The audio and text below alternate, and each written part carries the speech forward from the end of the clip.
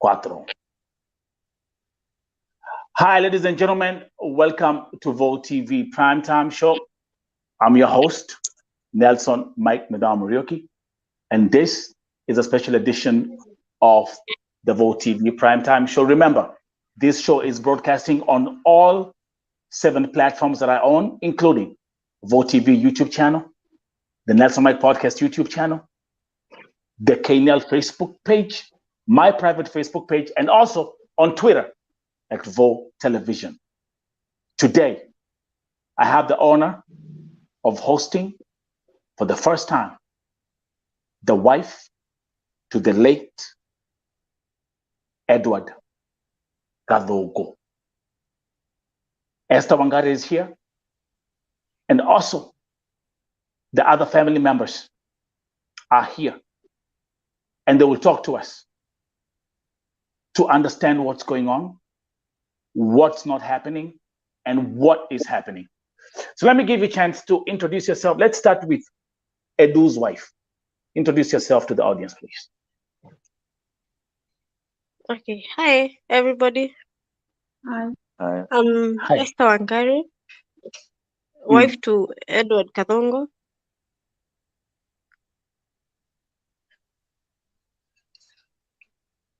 And A where mother are of you? 2 Where? boys.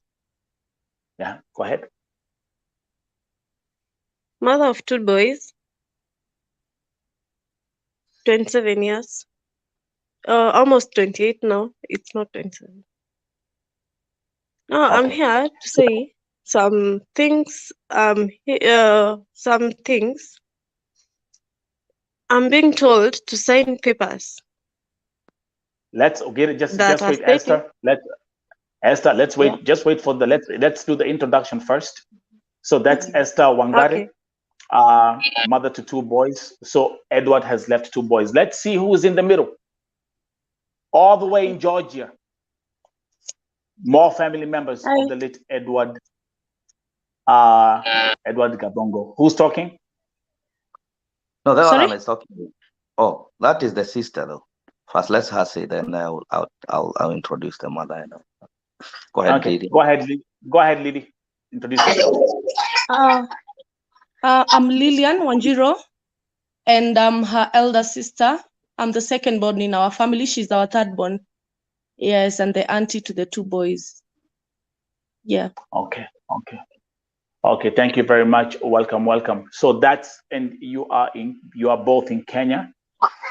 Now let's look at the other family members right here in the middle. Here in the USA, Georgia. Introduce yourself. My name's Kim Jerry. Most of the people knows me as Kim Jerry. I'm from Atlanta, Georgia.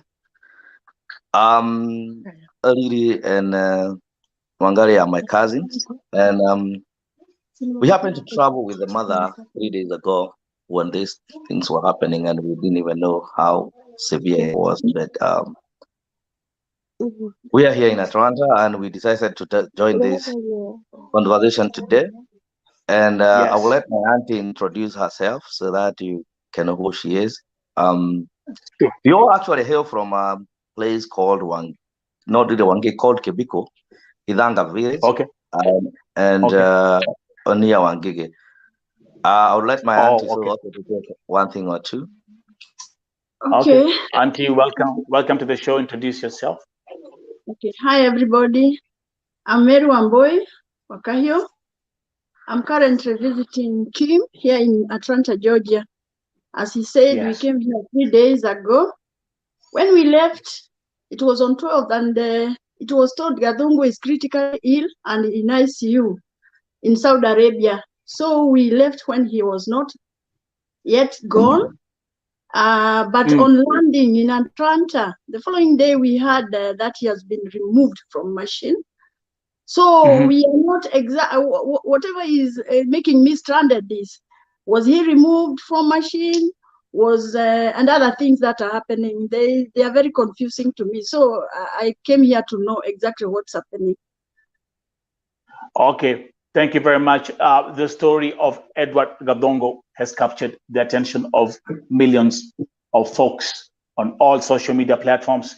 and there's been an outcry because another Kenyan has died in Saudi Arabia. Let's start with the wife, Esther Wangari. Esther Wangari, tuambie, hata hapa by the way mnaweza ongea Kiswahili. Hapa tukikuja hapa tunaongea Kiswahili, tunaongea kila kitu, mikorogo yote tunaongea. Nataka Esther utuambie. Let's start with when Edward alitoka Kenya when kwenda Saudi Arabia. Last year October 26. Last year October. Yes. Okay. Alafu na umesema mko na watoto wawili. Yeah. When Edu left for Saudi Arabia, what was the motivation for him to go? Nini lisema Edu alamka akasema I have to go to Saudi Arabia. What really inspired Edu kwenda Saudi Arabia? Let's start from there. Okay. Watoto wake wakae maisha mzuri. Yeah, advance to lifestyle kidogo. Okay. Na alikuwa anafanya kazi gani alipoenda Saudi Arabia? Ni kazi gani ilimpeleka huko? Yeah, okay. Yeah, hotel. So alikuwa chef. Yeah. So he was a chef. So yes. Actually, again, remember, ladies and gentlemen, this is the issue, the story of our brother Edwin Gathungu. We are here. I'm here with the family, the wife Esther Wangari, and the other family members here who are right here in the USA, Kim, and the other auntie. Let's start with what is not clear. Esther Wangari, the floor is yours. Take your time. Tuambie, what is not clear to you as the wife to Edward Gathungu? What is not clear to me is why I'm being forced to sign papers of his organ removal. Yes. I was being pressured by those by the Arabs, those doctors who are with him. They pressured me, but the family came in, and now the pressure is coming from his family side. Yes, sign. Yes, I don't understand there. Cause so let sielewi juu ni mama yake na uncles zake. Wow. Though wanasema wanataka the financial benefits watapata from there, kama kutransportiwa mwili na mambo kama hiyo. Another thing I don't understand is why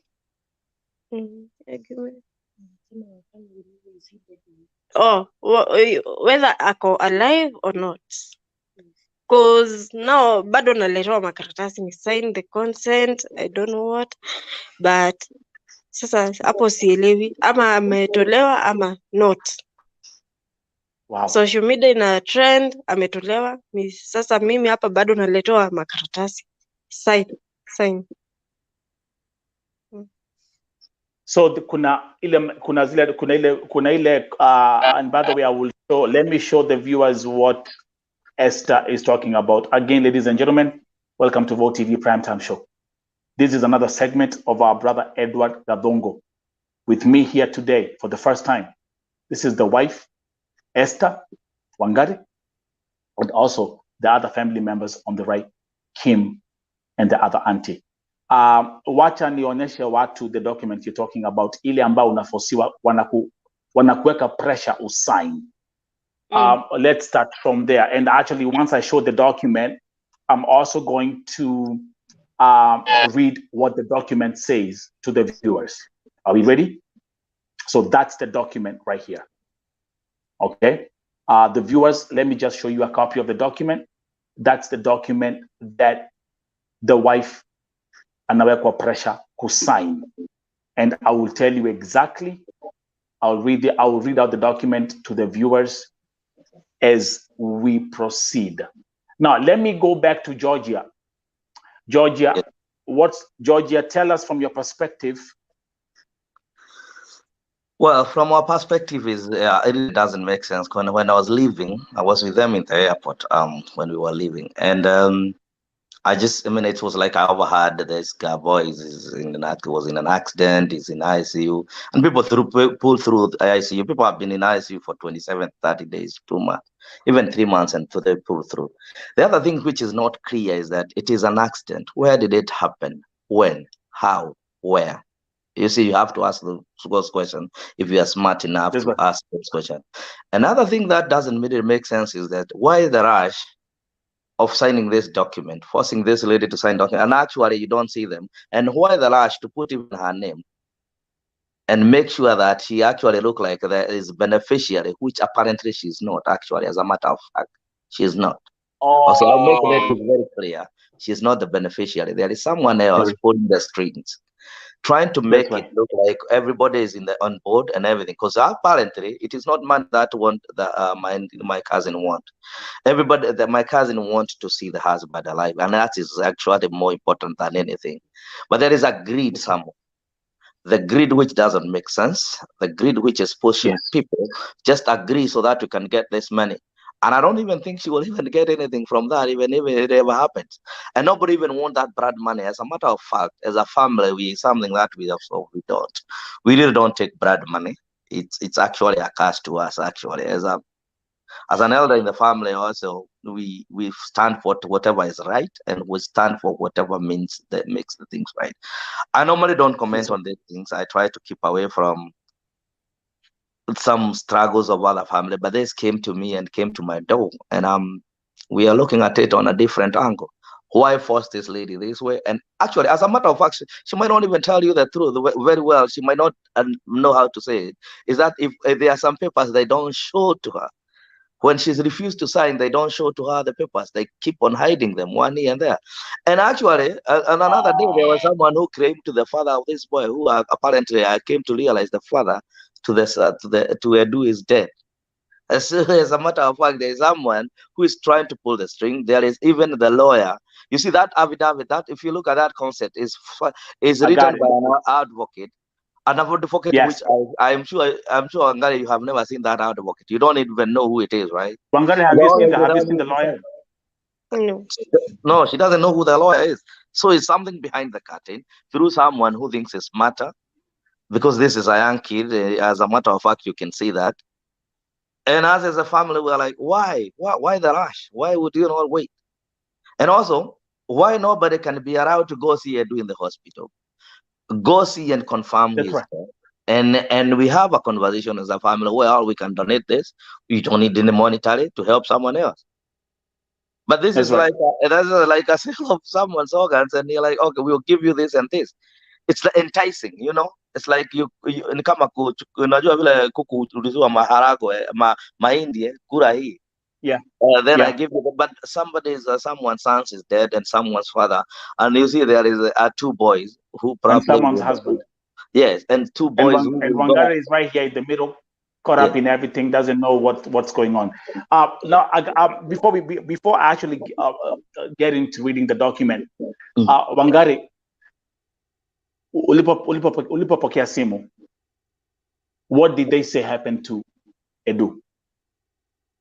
Okay, they said it was a car accident and he's in brain death. Then, like 1 week ago. Now, and the family is trying to convince me that he passed on date 5, on last week, on date 5. Now, here is the thing. They keep on, okay, the doctors kept on insisting and pressurizing that sign those documents so that we can have the organs and cater for the transportation of the body. And that is what the family is telling me they bought, that the body will be here safely and they will cater for the burial. Yes. Have they mentioned before, again, and I will read the document, and I have your family in Georgia and you and your sister.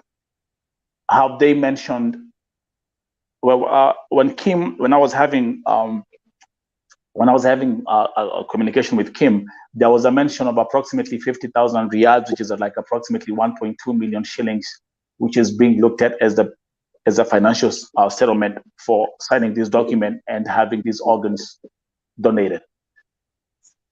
About that, I can't tell for sure because they are hiding everything from me. Yeah, they're hiding, like the mother and the uncles, they are keeping everything away from me. The documents, the financial settlement they get, I have no clue how much or yeah, I have a clue. Kim, you had mentioned about, because we were doing, because remember I asked you that question about the how much are they looking at as a, because the document clearly states financial settlement. Then you said approximately 50,000 riyals. Okay, how did that come about? Okay, sorry, let me. The doctor, we were in a Zoom meeting with the doctor, and he mentioned that kind of money. We were in a group, so that is what the doctor mentioned earlier when we were in a Zoom meeting, 50,000. But now the family is not telling me exactly how much, because he stated like by the way. Got you. There's a comment from let me read some comments. Thank you very much for those who are tuning in. Again, the story of our brother Edwin Gathungu, who has passed away in Saudi Arabia. With us tonight, the wife, Esther Wangari, mother of two, and also the family in Georgia, Kim, and the auntie. Also with Esther Wangari is her sister, who's also the auntie to the kids. And I'm gonna also give Wanjiro an opportunity to speak. But let's first of all keep you Esther Wangari here as we proceed with this program. There's let me read some comments to the audience. Juliet saying she should not take that offer before knowing exactly what happened. And then there's a question of what is 50,000 riyals? That's peanut.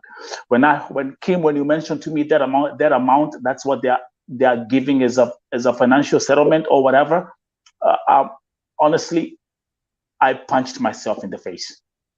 Helen Mkala saying, Nelson, there are two things here.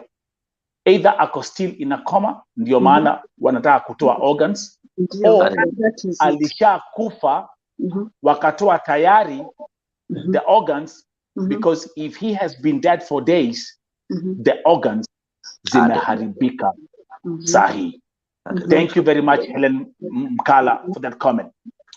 I'm Juliet saying the Ugandan lady was compensated 200 million Saudi riyals and she's alive. Our Kenyan guy is dead already. Why 50,000 riyals? Are we all following what's going on here? I want to talk to the auntie in Georgia. The mother. The mother. Yeah. Yes. Sorry. Mama ongea. Okay. Mimi kitu kimenichanganya sana ni vile nikitoka kule Gathungu was in coma, and they also talked that he's brain dead but in ICU. So on reaching Georgia, we were told, and then in between, they were kind of saying they want to remove the guy from machine. They be given consent. And then later on, I heard he kind of still in the machine and in coma, but now the consent is about removing the organs. So I'm kind of confused. Is he still in the machine? If they have not removed and they are still waiting for consent to remove, or can he be waited to see what can happen later if he's still in machine? Or why can't we have somebody from this Kenya going there to see what is happening to Edward?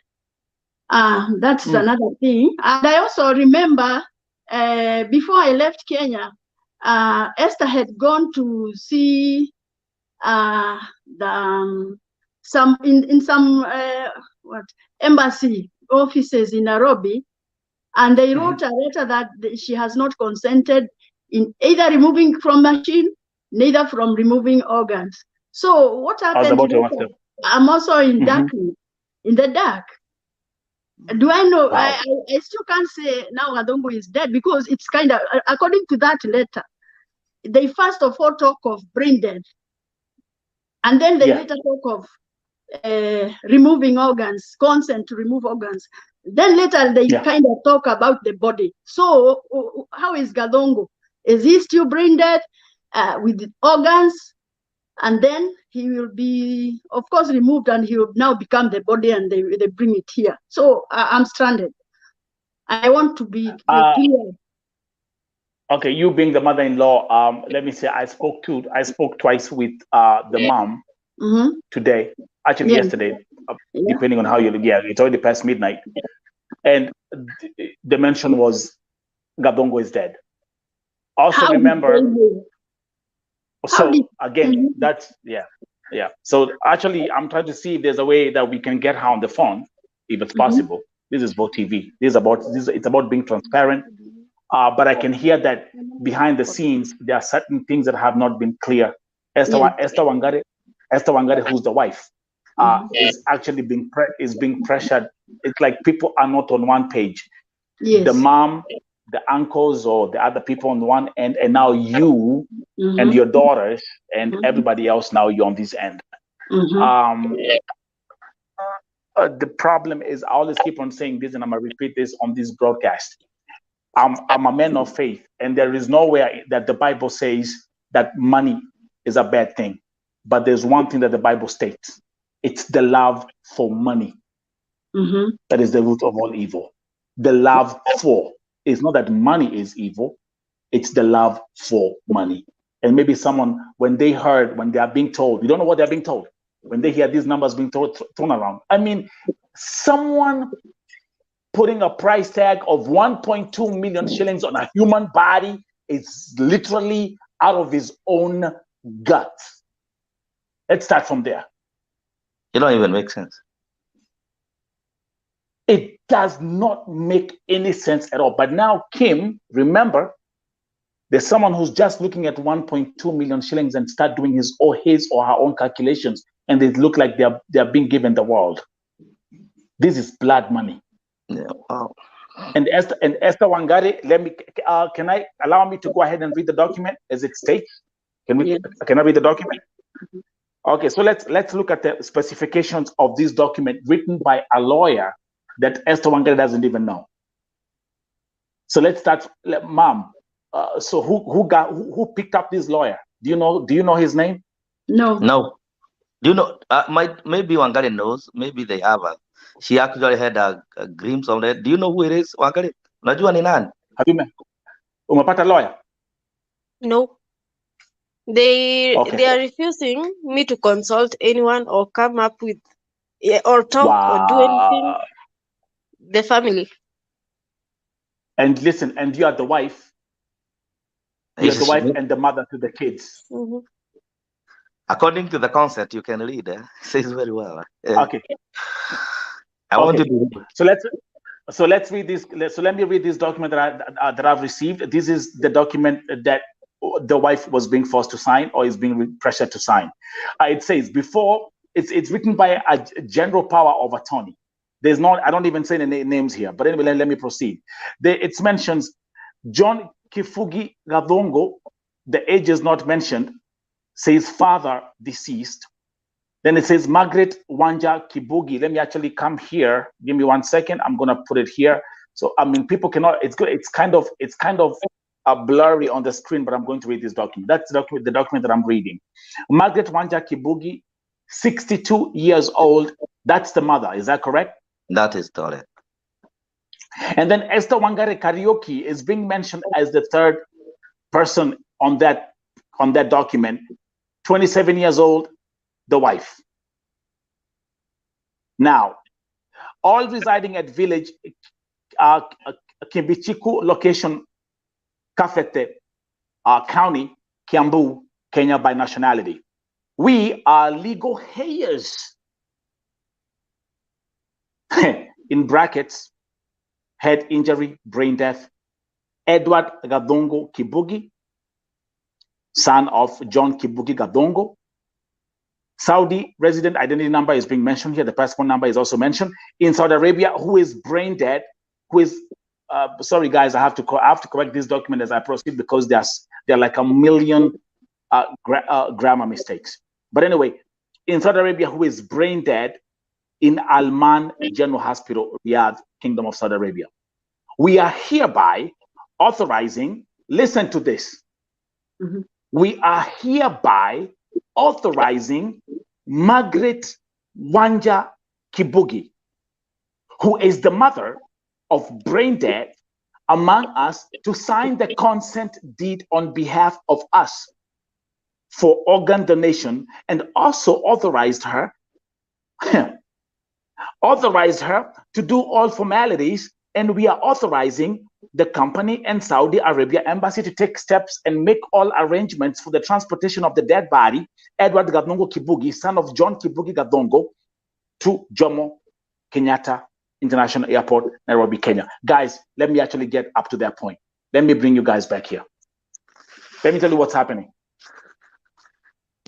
Esther Wangari,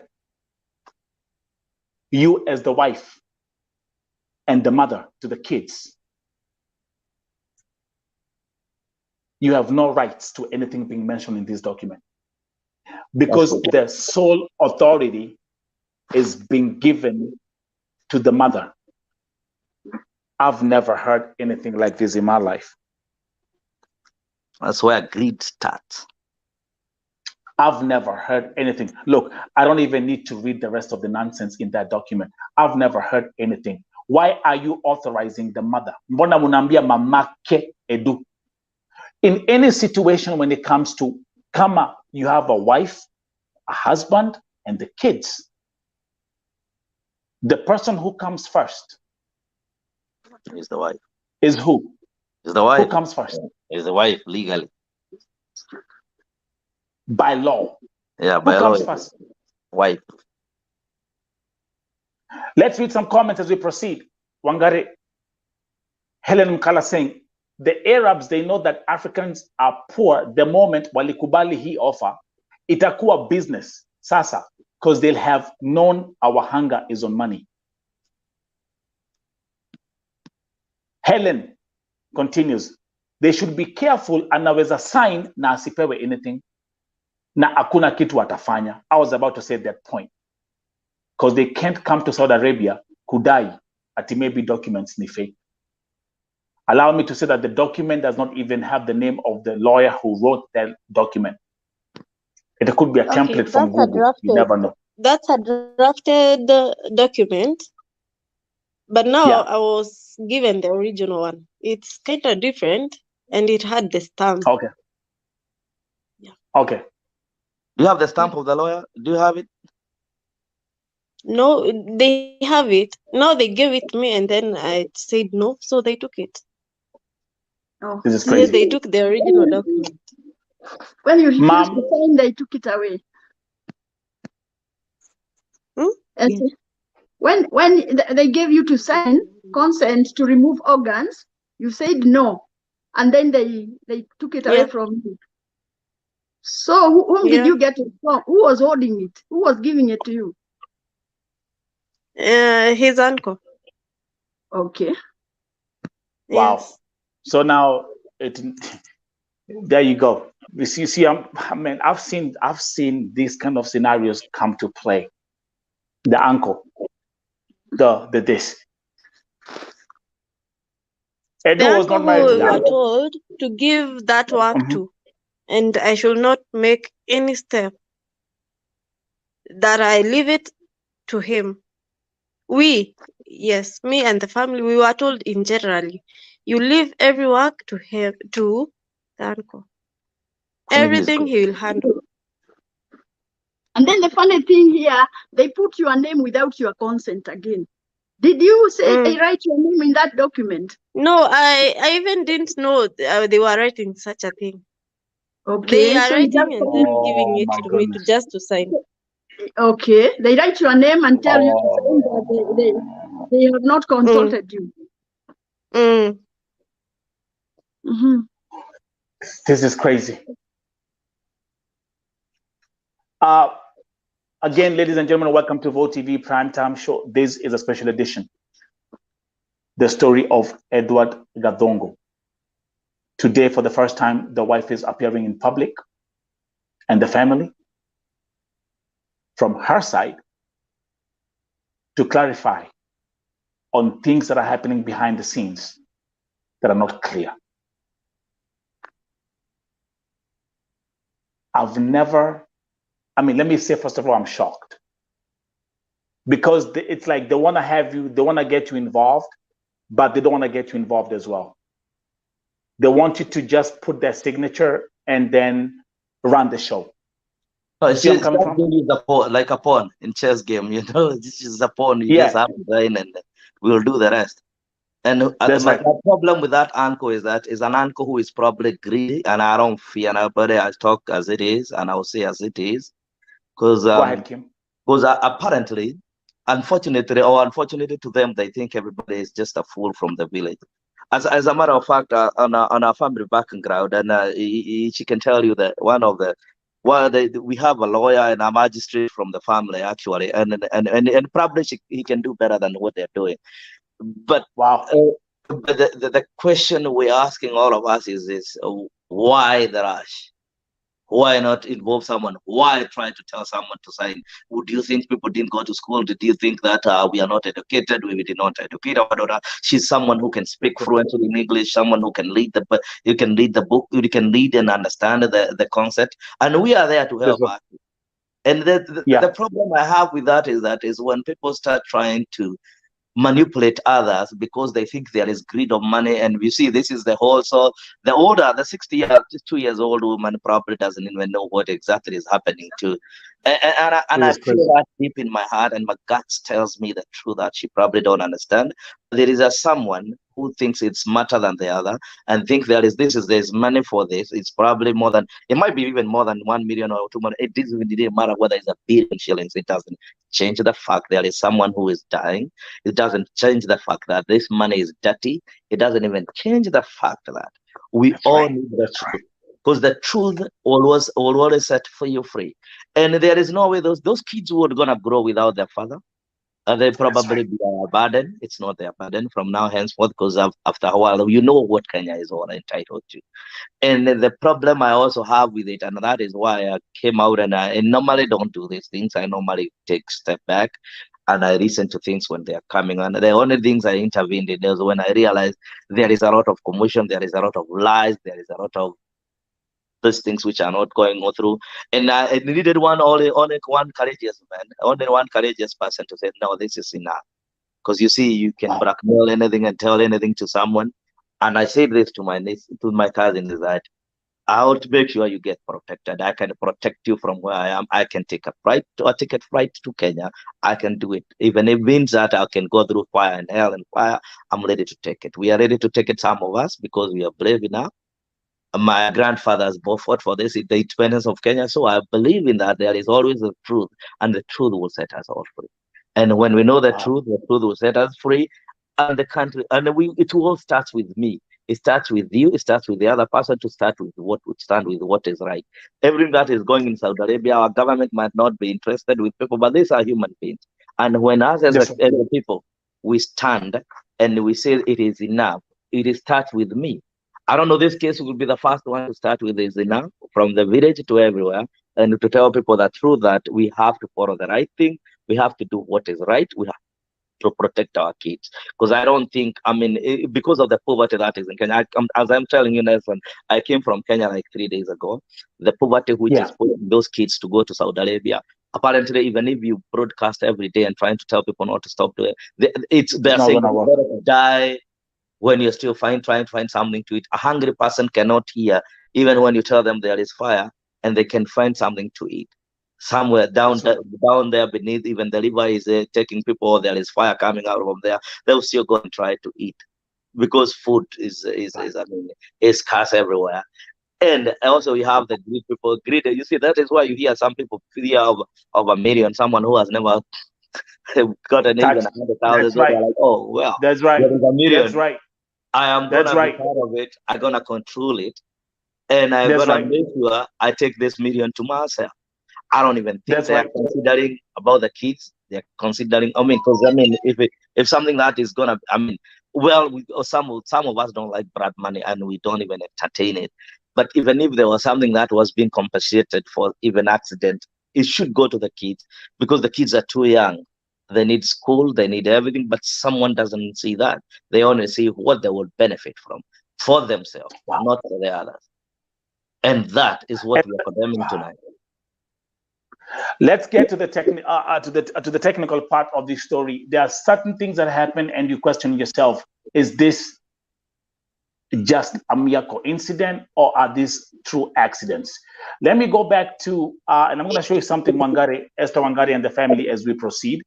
Let me show you something here. Give me 1 second. I'm going to show you something here in a minute. And also, let me ask you: can we share this with our families who can do? Can those people in Kenya can share this on their family, on their? I don't know how they can do it, because we want everybody in the family to see this. To watch. So that, yeah, sure. I'm gonna inbox you the public watch link on your messenger right now, and then you can share that with your people. Is that possible? Yeah, that's very possible. Okay, let me do that right now. Just give me 1 second, Ed, as we get to the next segment. Also, I would like, is Lily Wanjiro still there? Yeah. Yes, I'm still here. Okay, Lily Wanjiro, I want to hear you as the auntie to the kids and the sister to the wife. Let me hear you. Let me hear your input to this story. Okay. The first person that was being called was my sister from Saudi Arabia. They called her and told her to go home, join other family members, so that she can have an official call telling that she was the first one who found out that her husband was missing, since they were chatting this moment on Saturday, the 1st of October. Then the next day he's missing. He can't pick his calls. After a few days, she decides to contact the person he was living, the roommate, right? Mm-hmm. Yes. And that is how we realized that he's missing and something is up. So I think the roommate took up the obligation to start looking for him and what happens to him. So that was the story. So let's start. Probably a week or so. Yes. Yeah. So actually, walk with us. Exactly. Let's go this thing step by step. Mom, you're there. Kim, I've sent you the link. Unaweza ukashare na watu. That's a public link. Then they can come here and watch, and also they can start sharing in all groups. Let me come back to you, Lily. What I have documented and what has been communicated to me. Edu leaves the house. Says he's going for shopping. Yeah. Okay. To buy clothes. To buy clothes. And they were speaking with the wife, with my sister now. They were on communication. They were communicating that specific day. That specific day? Yes, they had talked. But then after that, he goes missing. He doesn't pick his calls. So it raises an alarm, and she says, oh, by the way, my husband, I can't reach my husband. She was telling me and mom, because my mom was here. She wasn't in the US. Yeah. So it raises an alarm, and she starts talking to Edu's friends from Saudi Arabia. Where is Edu? Where's my husband? So from there, then they start looking for him. Now the problem is how we don't get how he went missing for a whole week, and they even found him in the hospital. Exactly. Exactly. And I'm also going to bring, there's something that we call, and that's the question, the same question. Let me actually bring it back here. Again, those who are tuning in, welcome to Vote TV Primetime Show. Here today, for the first time, the wife to Edu is here, the mother of his kids, of his 2 children. I have the sister-in-law and the auntie to the kids, Lily, is here. The mother-in-law to Edu is here. Guys, we are getting this thing clarified, and we are going to get all the facts straight. Let me come back here. Let me come back to you, Lily. The same question I asked and the same question Kilam to anauliza. How do you leave the house, go for shopping, go missing for 7 days? I mean, didn't someone say, hey, come on, man, like, hey, we gotta go and start looking what happened to the, like, we gotta report. Kim, let's look at this thing from the perspective of American standards. Let's break this thing from let's break this thing from an American perspective. Tell the audience, I don't want to speak because you're the family member. Tell the audience, if I left the house as a family member and you don't come back in an hour or two, tell the audience what happens here. You see, whenever you report a missing case person, and everybody, I mean, it's a concern by the government, by the local agent, and every day, every hour goes by.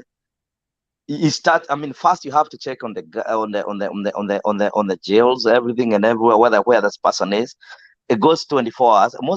Mostly within 24 hours, they don't even make it as a missing case person. But after 20 hours to 4 hours, 72 hours, it becomes a missing person case. It is well broadcasted. It is also, we start looking for, we actually mobilize and look for where the person has gone. And after a few, if you can find them from the hospital to everything, the authorities keep on looking for you. It doesn't matter whether it takes years, they keep on looking for you. They don't you don't just go for 7 days. Nobody knows where you are. Nobody has ever even figured out what is going on in your life. And in American perspective, if Edu was in America and he was hit by the car, hit and run, we could be having a visual of something where the accident happened, where the accident happened, who took him to the hospital, when, how, where, and all names would be written, and there is order of everything. So this is what I don't get. How did he end up in the hospital? Was it there a car accident really? That is that. And if it was in a car accident, who brought the guy to the hospital? Even if it was on the roadside. Okay, let's pause right there. Let's pause right there. Lily, do you have information who took Eddie to the hospital? Now that's the problem. The problem is someone called me and told me that Edu was found. He went on Saturday, but was found on Sunday, 2 a.m. in the morning. 2 a.m. That is what he told me. Someone from Saudi Arabia. I didn't know who it was, if it was the doctor or someone. I don't know who.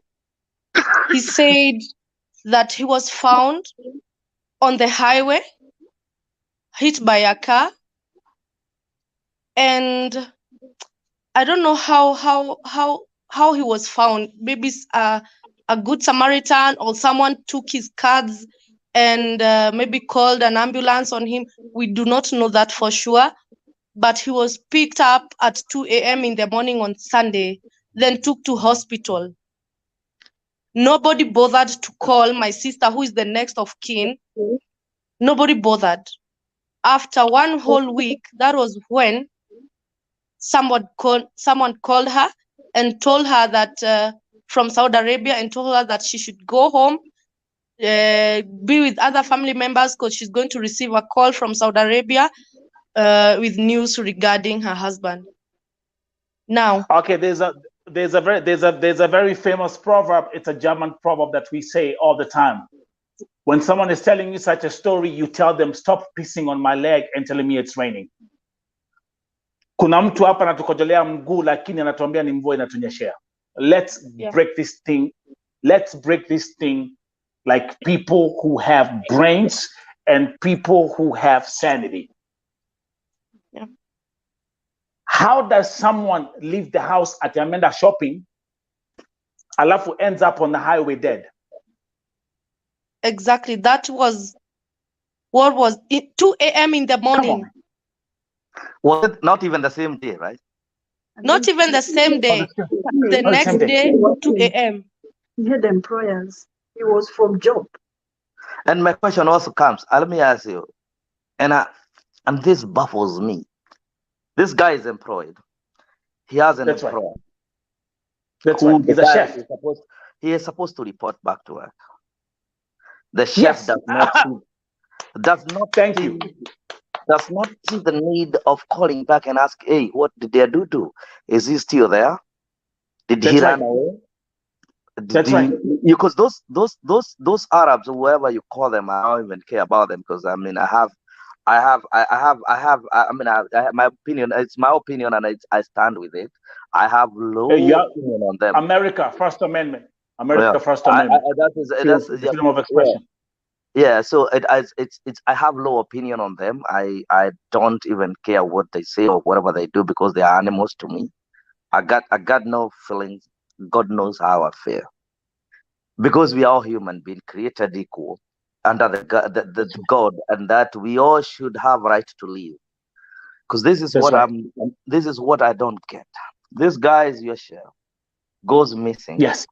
There are people, he doesn't work by himself. I am sure in Saudi Arabia, there are other people, it doesn't matter whether they come from Sweden, wherever they come from, whether they come from India, Sudan, whatever they do. There are people who live with him. They know him. That's right. He has been missing for 7 days. They know something is amiss.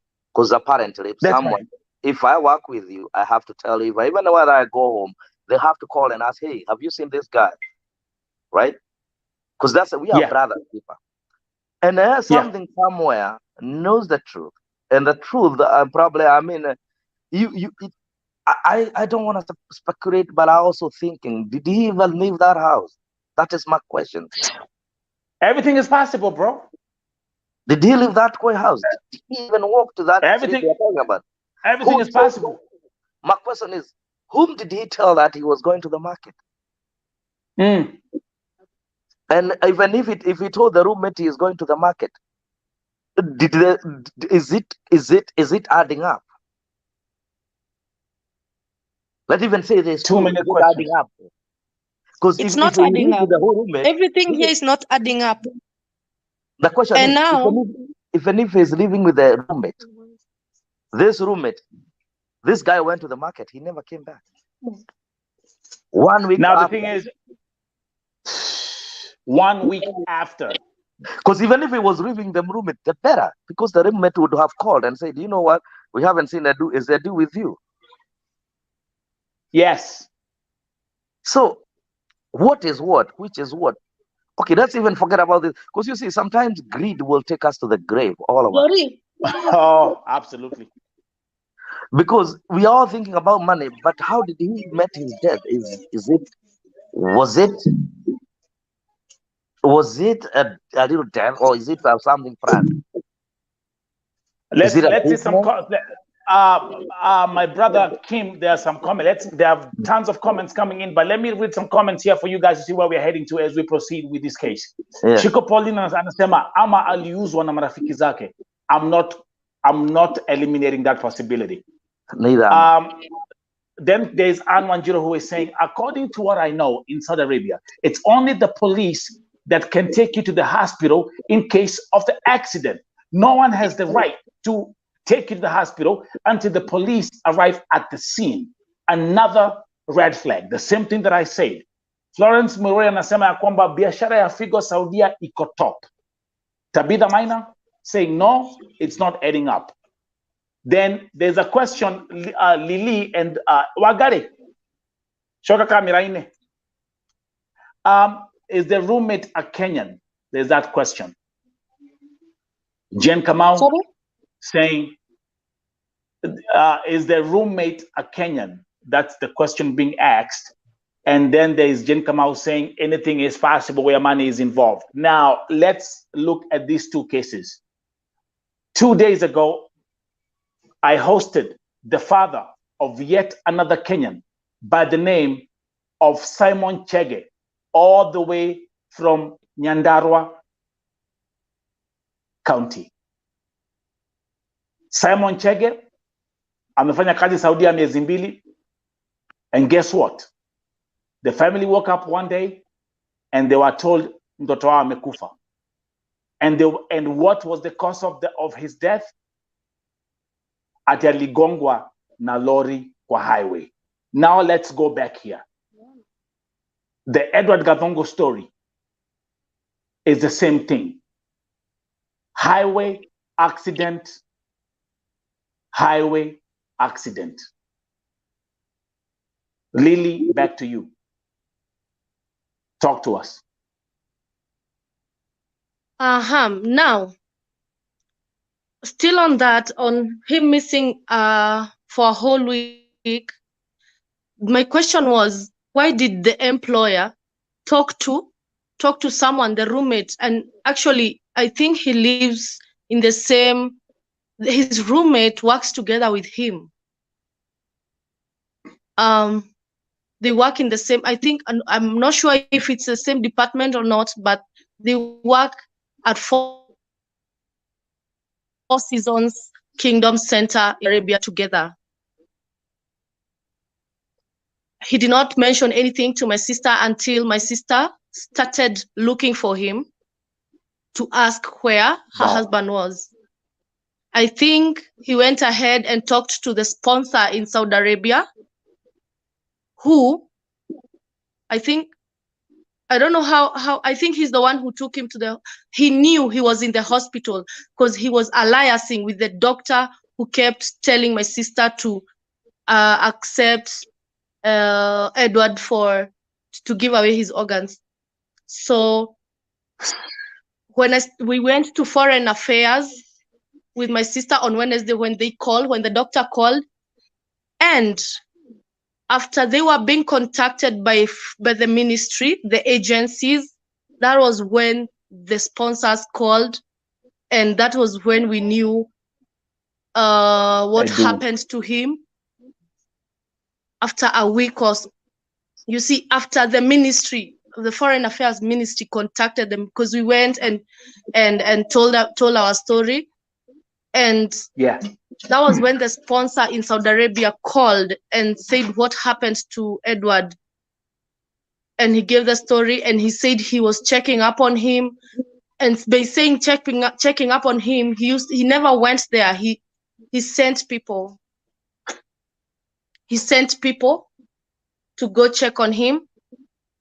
And actually, for a moment, we even formed a group. And the person who went to check on him sent us a video of him. His heart is beating, or was beating at that moment. We saw a video. Probably we should share that with Kim and Mom so that he'll be able to give that to you. I've seen the video. You've seen the video, right? Yes. Yeah. His heart was pumping. But then we didn't know, because he had some, I think it's he had an operation or something. We don't know. Now, the thing is, after following up on social media, we can see people from Saudi Arabia saying that this has been going on. They are hijacking people and removing their organs and doing such things to Kenyans.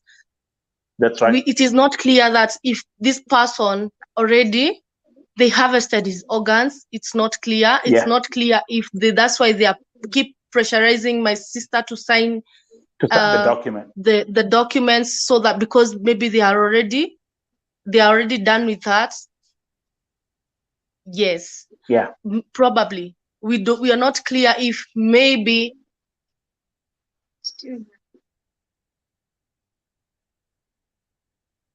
You know, Kim, I think as we wait, her connection is bad, but she'll be back. You know, Mom. Yes. You as when your mom, when mama can do, after coming the mother-in-law, you are the mom. Mom to rest. Yeah, hata edu. Ni mtoto wako? Ni mtoto wako. Yes, ndio. He's my son-in-law. Yeah, the son-in-law. Yeah. Tukisikia hizi mambo zote, when we hear all this, listen, we are seeing red flags everywhere. Like when I look at Edu's story, we are seeing red flags all over the place. Kim is here. Listen, the public court is here. Let me read this comment from Teresa. This case doesn't add up. Number one, I believe Edu had roommates, if not flatmates. Why didn't they report when they noticed that he was missing? Number two, the company that education worked for should be investigated. The same thing like Kim is asking, how do you miss work? And this guy wasn't just working for a random company. He was working for the Four Seasons. He was a chef. You know what a chef does? A chef cooks. If you miss for 10 minutes, if you show up on your shift, 10 minutes, they're looking for you all over the place. Yeah, that's it. To me, it doesn't make sense. Never will. I mean, now, everyone who's here is saying it doesn't add up. Na nakwambia, let them know. Let them know. This is Vote TV. And here at Vote TV, I don't operate from a perspective from using my physical strength. We cry out to the government in heaven. And when God shows up, everything that is being done or has been done in darkness will come to light. Yes. Who am I speaking to? All of us. Who am I speaking to? Yeah, you're making Who am I the speaking right to? We talk about heaven. Who am I speaking to? We all talk. We are all there and hearing and trying to bring this raffle into and to entangle this problem here. So Prayer warriors wako hapa. Prayer intercessors wako hapa, my friend. Yeah. This is Vote TV na watu wajua hivi. Nakwambia kuna vitu nimechambua hapa ambazo zimetendeka nchi Saudia. Tumepoteza watu kama people are dying like roaches, but everything that has been done in darkness has been solved here, and God has brought everything to light. So mujua hivyo. Exactly. Amen. Amen. This is not your regular network. Kim. Yes. This is not Fox News. No, it isn't. This is Vote TV. Nakwambia kuna watu watakaa hapo wapiga tukisema, when I say, I'm telling you, Lily, Mom, and Kim, and Esther, and the kids, we have fasted for families on this platform. Na tukisema Mungu shuka. He will show himself. He has never been late. Toto wariri. He might be 4 days late. These are late. 2 kids. These are 2 kids. Yes. These are 2 children who have no father. 2 good boys who are with me. They're in the house right now. Come on, man. Imekuwa hapa ni kuchezea maisha ya binadamu. Oh, you can miss for 7 days. Oh, we don't care. You can. Lily, let me ask you a question. If I came to your house wait. If I came to your house, let's say you hosted me for like 3 days, right? I come to your house for a visit, right? And then I go missing. Would you let the sun go down if I went missing in your house? Would you let the sun go down? Talk about 7 days. And let me, before as we proceed, let me tell all the prayer warriors at Vote TV and all the intercessors, twende kwa magoti. Amen. It's time to cry out to God right now. Esther Wangari, come back on the camera because you are the wife. Thank you very much. Thank you very much. Thank you very much. Again, to all the viewers, welcome to Vote TV Primetime Show. This is a special segment for Edwin Gathungu. With me tonight is the family. Bibi yake ndio yuko hapo. Esther Wangari yuko hapo. 2 kids that have been left. The mother-in-law ndio yuko hapo. And Kim is here. Hii ni familia. Hizi ati tulisikia tuliambiwa. The family is here. Because everything that we do here at Vote TV, we do it in the light, not in darkness. Tuhamwe. Yeah. Wangari, talk. Let's come back to you and talk about this issue. So the last time uliongea na Edu ni alipokuwa akitoka kwa nyumba akisema I'm going for shopping. Was that the last time you spoke to Edu? No, as for me, tulikuwa tu tuna chat and then akahang up. Okay, all of a sudden akahang up. Yeah. Okay. Then I was like, okay, maybe I may get busy or something. So later, like the next day after his phone was off, like I was trying to contact him, to call him, but sikumpata. Ndo sasa on Sunday nika realize the phone was off. So it took my attention also. Yes. And I tried to contact his friends na huko. Mwenye sasa mwenye nili contact akaniambia walikuwa naye kwa soko. And then akamwacha kwa soko after a small disagreement, akamwacha kwa soko. From there, a small disagreement for what? You see, there's some stuff that is Kim. Mom, there's so much. Small disagreement of what? Small disagreement of what? Do you know what that means? Not clear. Haikuangi clear. It means so we have all these questions. We have so many questions to ask. Beat him up. Do you know Kim and Mom and those who are watching?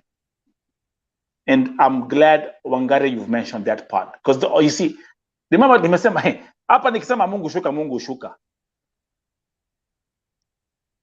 Na hata ikiwezekana akuje mpaka na Nyahunyu tunyoroshe.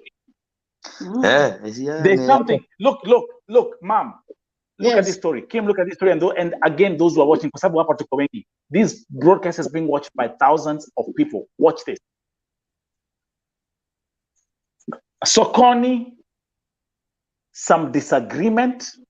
Phone off. That's a red flag. For what? Disagreement, ya nini? And they're not selling cows there. Or there's no run business there too. Let's walk this thing crystal clear. Being at the market, disagreement, missing, phone off, dead. Do you know what that means, Wangari, from the eyes of from the eyes of an investigator? That person who he had a disagreement with is a prime suspect. Is the first murder suspect, actually.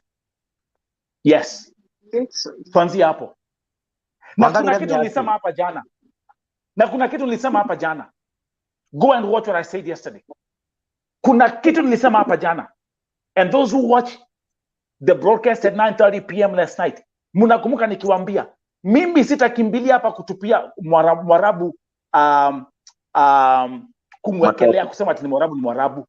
Nilisema, don't be surprised, Wangari, if the people that are involved in the murder of your husband are his closest friends, roommates, flatmates, people who knew him. Workmate, na mimi kudanganyi, workmate. Disagreement ilikuwa ni ya nini? We don't know. Let me ask Wangari a question. And I'm tending now to get even more confused. Huyu roommate alikuwa nani? Ni wa huku kwetu?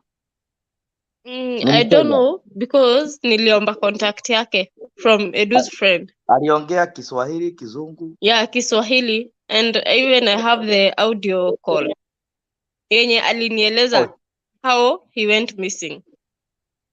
Can you send me that audio call, please? Send me that audio call. I'll give you. Okay. You have it recorded somewhere? Because it doesn't If you make have sense. it, It doesn't add up. Uko nayo? Listen, Yeah, come on, I can you, have it in my phone can you, because I'm using Lily's phone right now. okay, can you send it. play that recording? No, play that from your phone to Taskia. Play Okay, it from let your me phone. open it. Okay, let's listen to this. Again, and by the way, for those who are watching, welcome to Vote TV Primetime Show. This is a special segment for our brother, the late Edwin Gathungu. Na hapa, I'm here again. Nakumbuka hata even now, even when we are saying the late, it's an allegation because we don't know yet. Yeah, exactly. That is what we actually. That is why we are still confused. Because Is it the rate? Yeah. he's brain dead. No, here it is. Okay.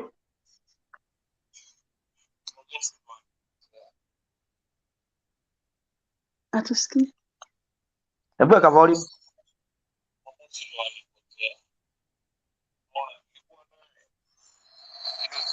Okay, we can't hear it. Do me a favor. Wagari, do me a favor. Okay, stop, pause it. We have technology here. This is Vote TV. Do me a favor. Sorry.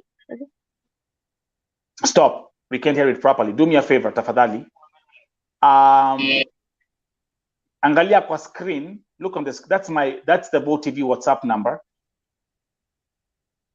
Forward that recording right now, and I will play it from my system. If I play it from my system, tutasikia kila kitu ambacho anasema.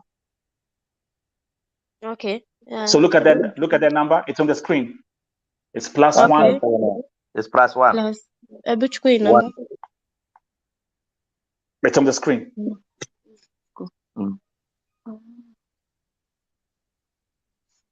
Okay, you see it, Lily? Can you see it?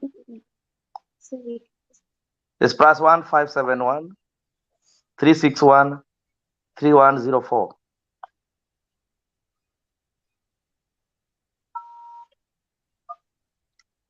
Nakwambia mam rekegwire nidakwira mutigathangae no turikie show no muthi tukirikia haha akorwo atuonetie uhoro uyu wothe etagwo Ngai akimcheza na niambia atu I can see the prayer warriors are here na tukienda kwa magoti things will become clear. So like now, Kim, give you an example. The story of this disagreement, for me already, that's a red flag right there. I didn't even know that part until today. And I'm like, there you go. There you go. That sounds more sounds more peculiar than I even thought. The other thing I don't really get is this: why are we lashing for money? Yeah, sorry. What is the lash for money? What is more important? Is it a dead body or a living person? Even the Bible says it's better to have a living dog than a dead lion. It's crazy. What is it that makes people feel that money is more important than all these things? Because if you never know the truth, and we will keep on losing other people. This might be the end of the death of our people in Saudi Arabia. Men now used to be women, now it's men. And look at it. Now, they are young age of 28, 29, 30, men with a good health. Yeah. Why? How? Wait a minute. Are they walking in the middle of the highway? How? I mean, I don't know the Saudi Arabia highway. Because I know even in, if I were to talk about Atlanta, Georgia, you cannot walk on a freeway, on a highway. Yes. But you can't even close the highway with your because apparently this guy is going to the market, and I don't think he goes to the market in the middle of the highway. Again, guys, let's come back to this thing. Let's come back to this thing, Kim. Like you said, a young Kenyan, Edwin Gathungu, okay, didn't even finish 1 year in Saudi Arabia. But again here, another one. Look at that. Do you know how old Simon Chege is? I don't know, but I guess he's not even 30. The same way. My brother, this young man is only 24 years old. Yeah, he looks like him, and he is healthy. had good kidneys, had good everything. Every organ is working. That's right.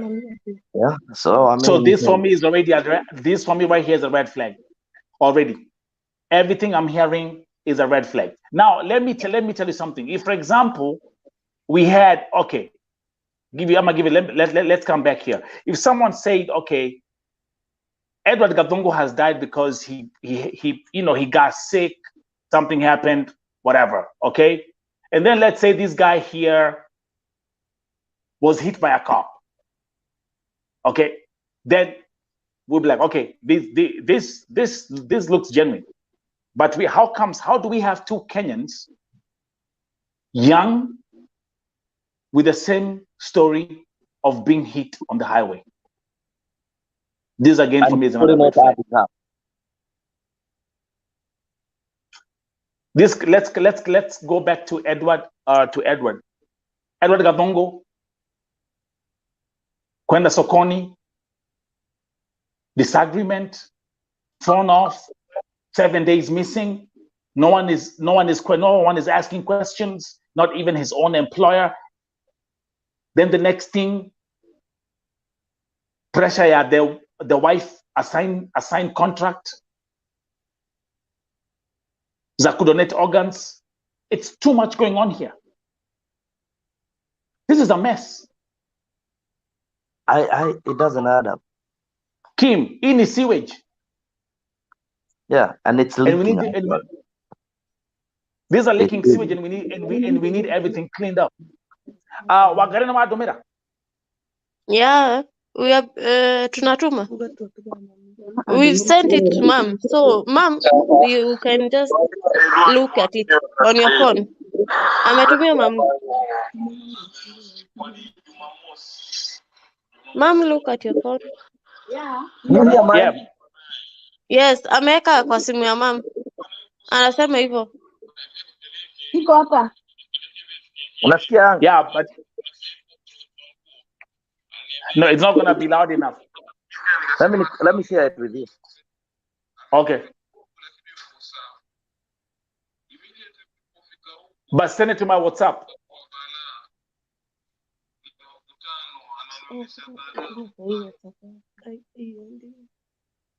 Yeah. Okay, we are trying to get this because if I play it in my studio, you guys gonna hear it vizuri. Tasikia kila kitu. Again, guys, welcome to Vote TV Primetime Show. With me here is the family of Edwin Gathungu from the wife's side. The wife, Esther Wangari, the sister-in-law, Lillian Wanjiru is here. The mother-in-law is here. The whole family is here. Na mnasikia zile mambo ambazo zinaendelea hapa as we proceed in a coverage of this story. Again, if you're new here, don't forget to like, share, and subscribe to the channel. Comments ni mingi.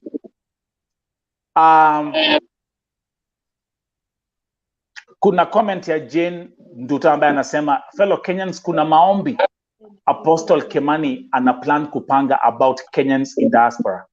Tujiunge pamoja. Only prayers will help us or will save us. Tafida Keiro saying, Gai mwadhani, Mungu shuka sasa.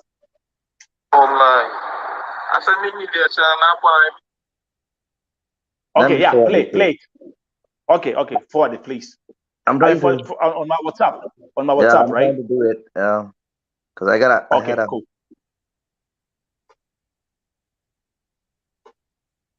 Lily Wanjiru, back to you. Let's go back to the technicality. Let's go back to the technique. Okay. Okay, perfect.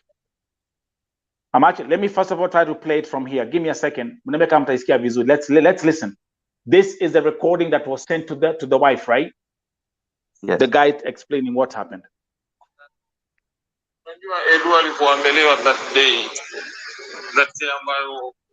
Guys, the first 2 milliseconds. Listen to this. Me sijasikia. Sikizeni, guys who are watching, the exclusive audio that was sent to the wife by whoever was with Edu on that day. Let's listen.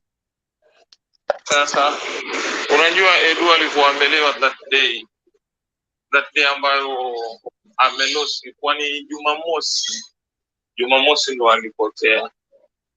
Unaona, nilikuwa naye hiyo siku, nilikuwa na itu sawa, aambia nipeleke base nyingine, kuna sehemu hapo kwa nguo, aliniambia nimpeleke. Tumeenda, mimi pia nikasema tutanunua kitu yote. Amekunywa kidogo lakini yuko sawa. Immediately tulipofika huko ikakuwa balaa, ni mavutano, ananionyesha balaa wallahi. Nilijaribu kumcontrol mimi, nikajaribu kumcontrol mpaka ikakuwa dakika ya mwisho ni kama vita. Na ukiangalia sasa hiyo ni place kwa soko nini. Jamaa ananiambia wewe na huyu jamaa hiyo mavutano mtashikwa na polisi nyote. Aseka kwa dakika ya mwisho bana, mimi namkuta nikamtie kwa taxi. Ikawa yani ni ngumi, ni vita online. Ni vita, na tumetoka naye yuko vizuri, tumefika naye huko bana, amebadilika. Sielewi ni tembo ya vipi hiyo, amechange. Ilikuwa kibarua online. Asa mimi niliachana napo, ananiambia shika njia yako, mimi nishike njia yangu. Mimi nimeshika njia yangu nikamwacha. Yeye amelewa, lakini hajalewa sana. Nimeshangaa alipoona watu ndo tembo yake imempasuka. Since that day online, ilikuwa Jumamosi. Kiangalia ameacha simu kwenye dressing yake kwa hapo juu, na share naye room moja. Dressing yake kwa hapo juu, ameacha simu hapo kwa dressing.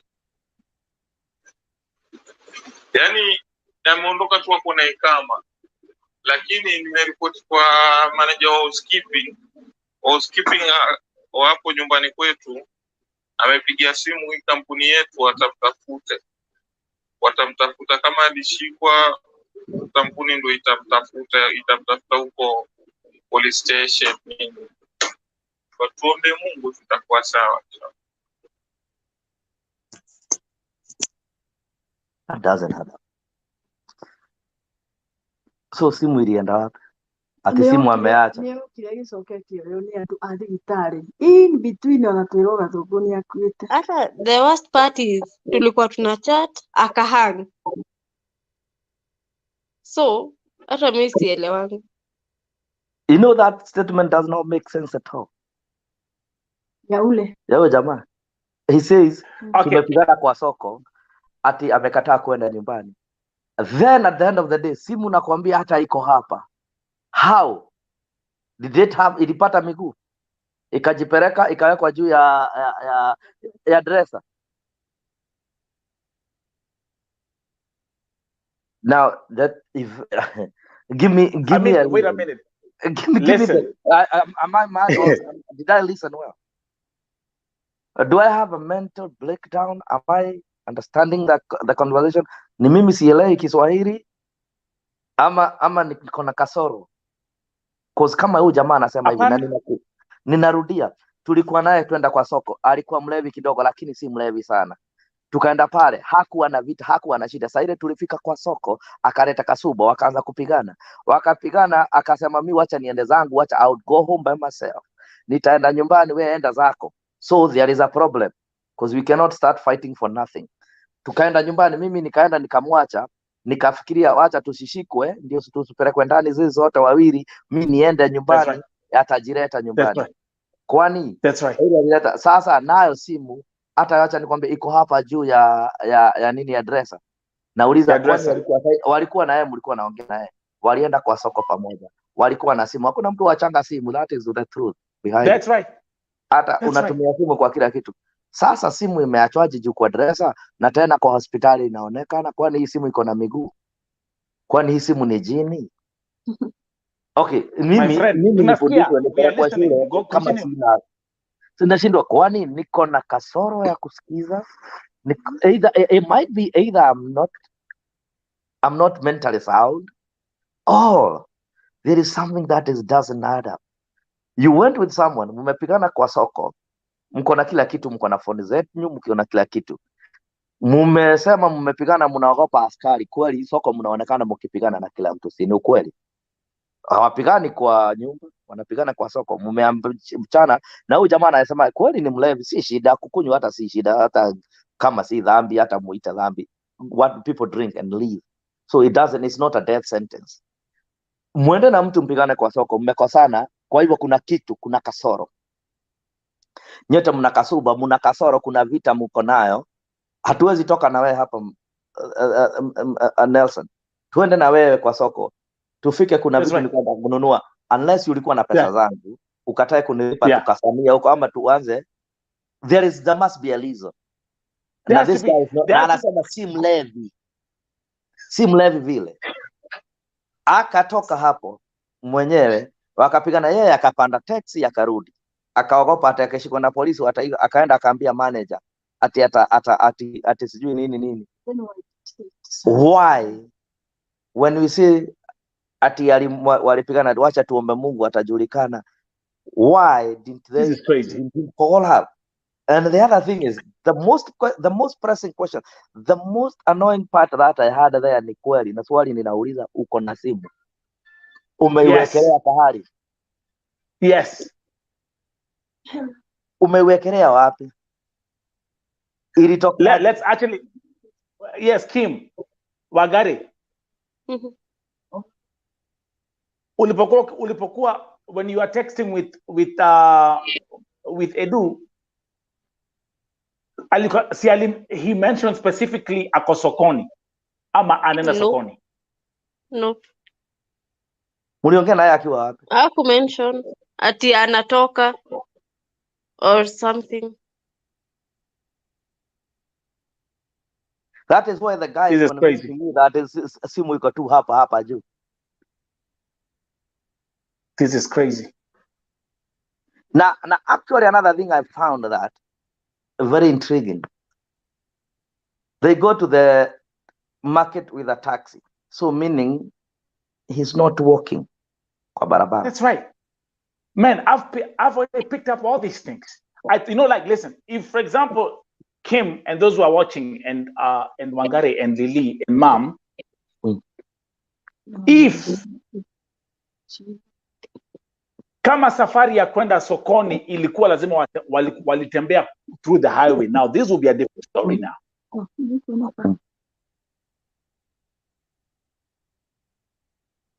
Kama kwenda sokoni ilikuwa kwenda sokoni lazima tutembea through the highway, and by the way, in America we call that jaywalking.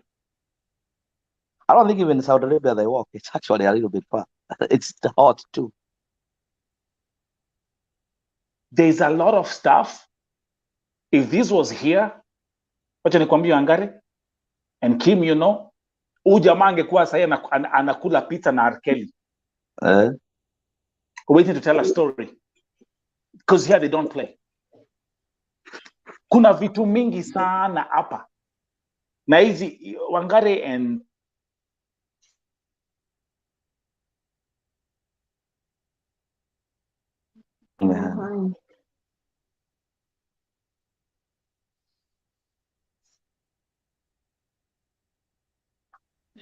Hello?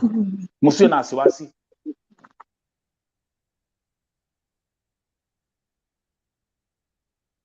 Everything will come out here.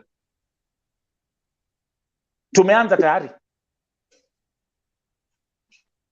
So let me ask you one question, Wangari, and this is going to be something I would like you to, I'll give you time to talk about it, and uongee vile unataka kuongea. Hawa watu wanakuweka pressure usign your document, your consent document, ndio familia ya ile the other side ya mamake na the uncles who are involved, who don't want you to actually get involved, who actually just want to cash out and just leave you there hanging. What would you like? Ebu ambie tena vile your decision right now kinagaubaga. Nyinyi mkiwa familia, nyinyi mkiwa the mother-in-law, you as the wife, can you declare msimamo wenyu in terms of this document which they're asking you to sign? Okay. All I'll say is, mimi kama wife wa Edu, sitaki sija sign and I will not sign anything concerning organ donation, na sita sign your agreement of power of attorney to the mother alone. Aheri wangeandika stroke. Yes, stroke ama joint. Yes. That's right. That's right. That's right. Another thing I would ask, if the government inaweza nisaidia kuingilia hii story, because hata mimi inanichanganya sana sana from beginning to right now. Yeah. That's right. Serikali iingilie kati, aende angaliwe state yake, na kama wamemtoa na mimi sija sign, they answer.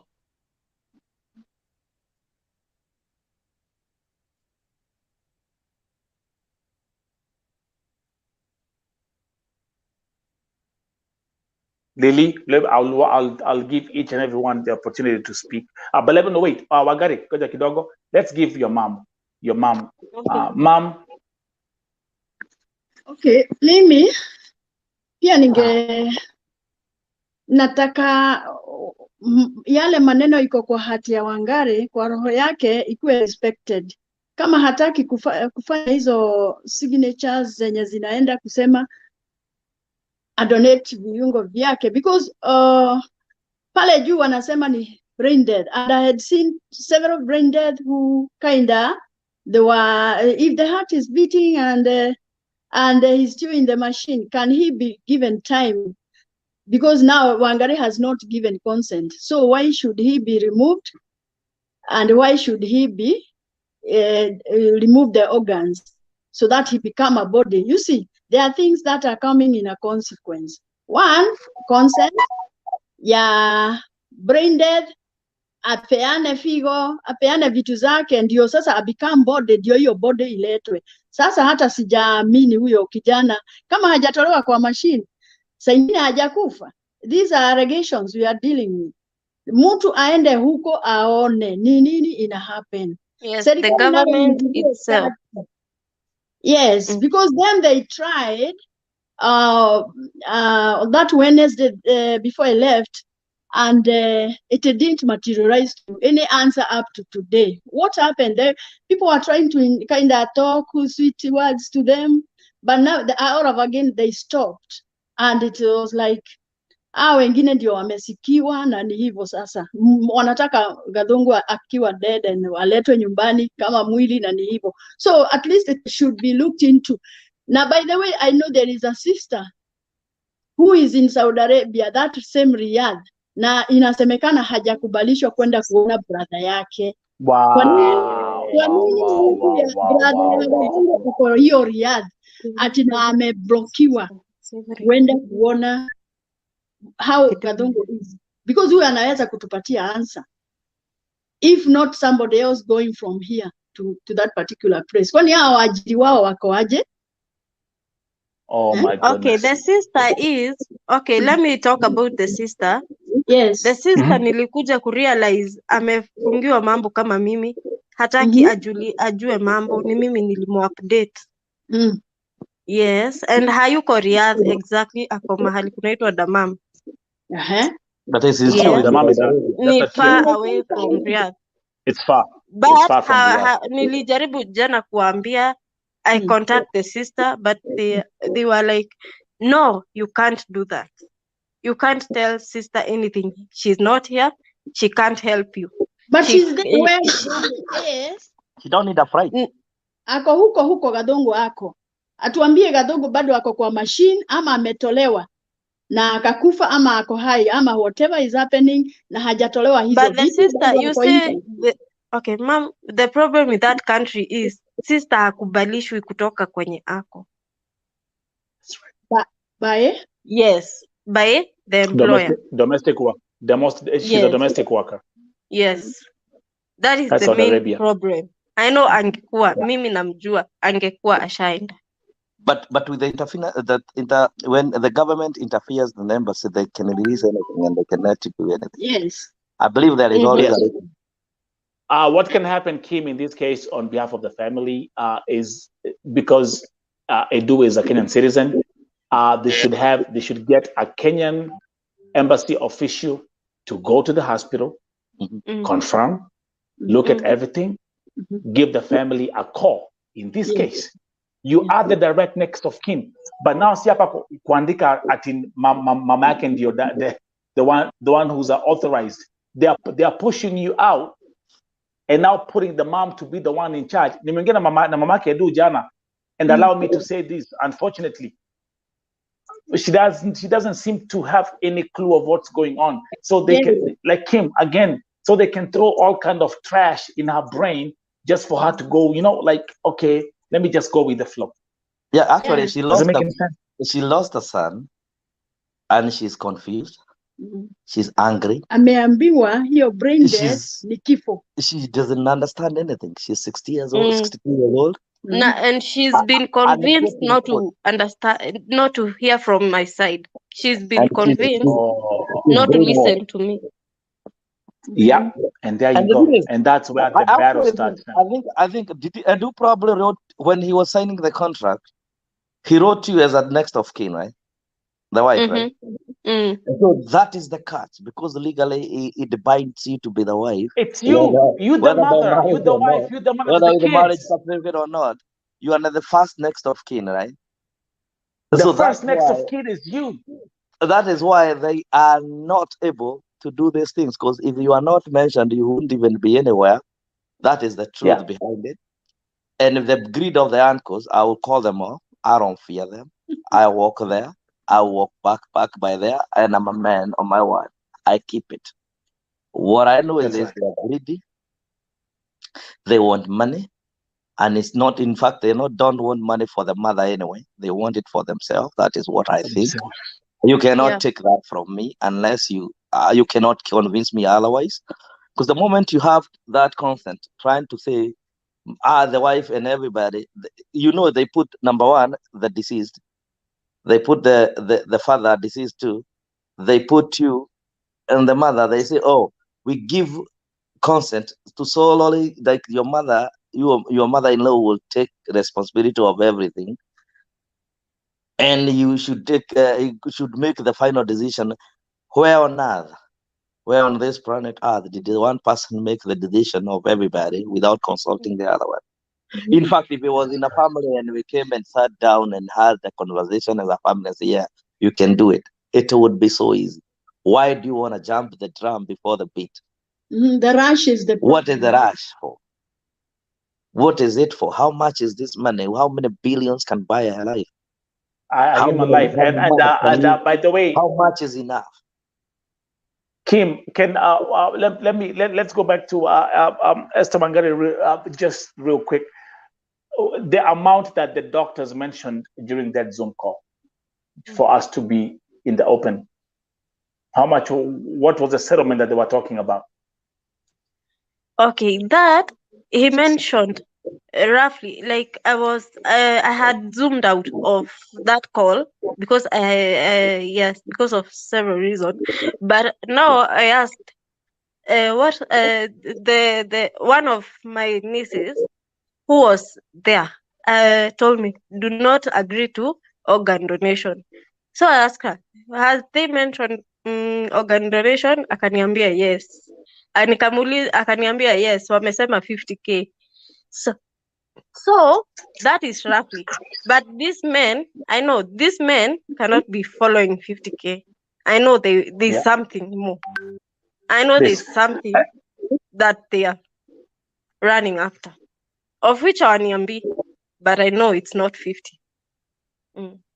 That I got it from Denise, who saw I had zoomed out, and now trying to update me what the doctor has said. Yes. Do you have some audio sounds about that? No, sorry. Do you have anything that can? Yes, the text. I have those texts. Yes, okay. we need them. forward them because I'm here. I can show them right away. As we proceed again, ladies and gentlemen, welcome to Vote TV Primetime Show. I'm your host, Nelson Mike Morioki. Today, a special segment, a special feature of our brother Edwin Gathungu, who I will from now on mention the term who is brain dead in Saudi Arabia. Exactly. Right here with the family. I like it that way because it has not been confirmed. They are still requesting for consent to be signed, and they are not yet signed. Esther has not signed. Yeah, so it should be investigated. What is the state of that guy? That's right. Again, as we proceed, the wife, Esther Wangare, is here, the mother to the two children. The mother-in-law is here. And also, so Kim, Edu will call you what, uncle? Or are you cousin? Because this is my cousin. Cousin. Yeah, this is my cousin. The cousin is here. Yeah, this is my cousin. So Edu will call me cousin in one way or the other. So let's go back to everyone who's here, those who are tuning in. Again, let's play. I want to play this audio again, the one that was sent to the wife, explaining what happened at the market, the fight that happened and all that stuff. That's what I want to play. Guys, give me 1 second as this thing loads up. Also, I'm going to request you, Wangare, please, if you can, kindly send any communication that you've received. Apa in Vote TV. This is a platform of transparency, so they can see it. Everyone can see it. And CCTV can show everything if we follow up. That's African Warrior. Sarah, pesa na moyo wa mtu ni nini? That's a very good question. The same thing we are all asking here. And for Christ's sake, 50,000 reals, give me a break. Let me come here. Let me play this. I'll play because my stuff is loading up. But unajua Edu alikuangelewa that day ambayo amelosi, kwani Jumamosi ndo alipotea. Unaona, nilikuwa naye hiyo siku, nilikuwa na ipo sawa, nipeleke besi nyingine. Kuna sehemu wa nguo aliniambia nimpeleke. Tumeenda, mimi pia nikasema tutanunua kitu yoyote. Amekunywa kidogo lakini yuko sawa. Immediately tulipofika huko ikakuwa balaa, ni mavutano, ananionyesha balaa. Wallahi nilijaribu kumcontrol mimi, nikajaribu kumcontrol mpaka ikakuwa dakika ya mwisho ni kama vita. Na ukiangalia can we pause there? Nyi wa Kenya ambao mko Saudia, EC Georgia, EC Washington DC, EC Koinange Street, wale ambao mko Saudia, can you confirm to us one thing? Saudia ni pahali pa Waarabu wanaenda wanakunywa hivyo, they start walking around wakiwa walevi. Can someone confirm that to us please, tukiendelea? Yeah, I would like to know that too. Because I know that country is very strict. Yeah, angalia, even I have my friend here in Kenya, Spain, anasema I think Muslim countries, people, I mean, they don't drink. Do you find people huko nchi za Waarabu wakiwa huko wakifayuka nje wamelewa wanaume? I mean, the way this guy is describing this is like ni kama somewhere in Mushava. Oh yeah. Wameenda kunywa sheifa ago. Wakaenda kupigana huko. This is Saudi Arabia, for Christ's sake. So let's say actually, Kim, mom, those questions, hakuna pombe huko, hakuna kitu kama hiyo. These are now wako Saudia. So can we confirm that part? Can we confirm that one kwanza? Everybody say, I can see people commenting here. Hakuna pombe huko. That's a lie. Yeah. Kuna kitu kama hiyo. So let me bring this thing back again, how he starts the story. Sasa unajua Edu alikuambelewa that day. Kuna pombe, everyone is saying kuna pombe. Amelosi, kwani Jumamosi Jumamosi ndo alipotea. Unaona, nilikuwa naye hiyo siku, nilikuwa na itu sawa, aambia nipeleke besi nyingine, kuna sehemu kuuzwa nguo, aliniambia nimpeleke. Tumeenda, mimi pia nikasema tutanunua kitu yote. Amekunywa kidogo lakini yuko sawa.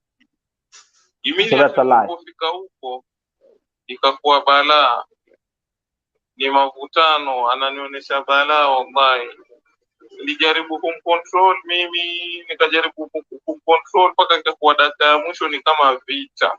Keep on looking at the comments, okay? Vita, na ukiangalia sasa hiyo ni place kwa soko. Jamaa ananiambia wewe na huyu jamaa hiyo mavutano mtashikwa na polisi nyote. Aseka kwa dakika ya mwisho bana, mimi namvuta nikamtie kwa taxi. Ikawa yani ni ngumi, ni vita wallahi. Ni vita, na tumetoka naye yuko vizuri, tumefika naye huko bana, amebadilika. Sielewi ni tembo ya vipi hiyo, amechange. Ilikuwa kibarua wallahi.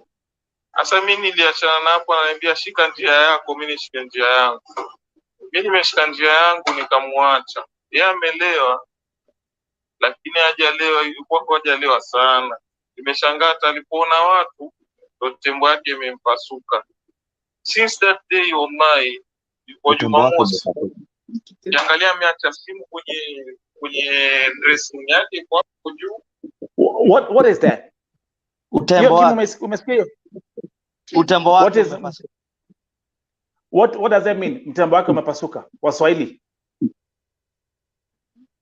I think he's talking about his back busted. Utembo. Tembo ni mimi nimeshika njia yangu nikamwacha. Yeye amelewa, lakini hajalewa, yuko hajalewa sana. Nimeshangaa hata alipoona watu tembo yake imepasuka. Since that day wallahi, kwa Jumamosi kiangalia ameacha simu kwenye dressing yake kwa if I'm not wrong. Then this is a part ambao tulikuwa tunasema Kim, the part ya mambo za simu. Nimeshangaa hata alipoona watu ndo tembo yake imempasuka. Since that day wallahi, kwa Jumamosi kiangalia ameacha simu kwenye dressing yake kwa hapo juu, na share naye room moja. Dressing yake kwa hapo juu, ameacha simu hapo kwa dressing. Yani ameondoka tu hapo na ikama. Lakini nimeripoti kwa manager wa housekeeping hapo nyumbani kwetu, amepigia simu hii kampuni yetu, watamtafuta kama alishikwa, kampuni ndio itamtafuta huko police station nini. Tuombe Mungu tutakuwa sawa. Okay, next question. Lily. Yeah. And Esther Wangari. We have his number, right? Yes. Can you text it to me? Okay. Esther will text it to you. She just stepped out briefly. She'll be back. She'll text you. Esther will text me that number. Will text the phone number to you. And I feel he knows more to that, because how did he sleep for 2 or 3 days before even saying anything? Because it's my sister who asked him, how come I can't get to my husband? He didn't say anything. I just sent Kim a voice message. I recorded when the sponsor in Saudi Arabia called me, because the ministry called the agents, both sides in Kenya and in Saudi Arabia. That's right. And we wanted to know what happened to him and how he was before that, how he was faring in Saudi Arabia. And now the ministry got to the sponsor in Saudi Arabia. He's an Arab, and And now the Arab person, that the Arabian guy, called me, and I recorded that call. I just sent to Kim. Maybe he can listen to that. And Can you send it to Mother? he was trying to explain what happened. Yeah. Send to Mom, because I'm using this phone, and I'll probably go off. Oh yeah. Send it to me on the other cell phone. Yeah, Mother. Okay. I'll send to Mama. So I can listen to it. Yeah. Nelson, I'm ready. I'm ready. The sponsor kept saying that he's checking up on him, but he never mentioned him being dead or him being removed of any organ.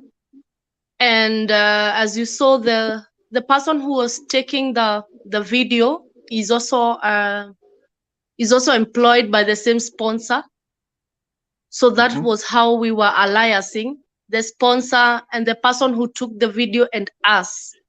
That is how we got to get hold of the video.